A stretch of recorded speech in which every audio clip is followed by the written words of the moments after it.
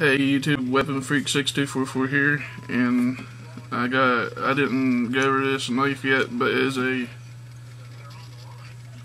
Winchester pocket knife, and it's about 3 inches closed and 6 inches open. And here's what it looks like all the way.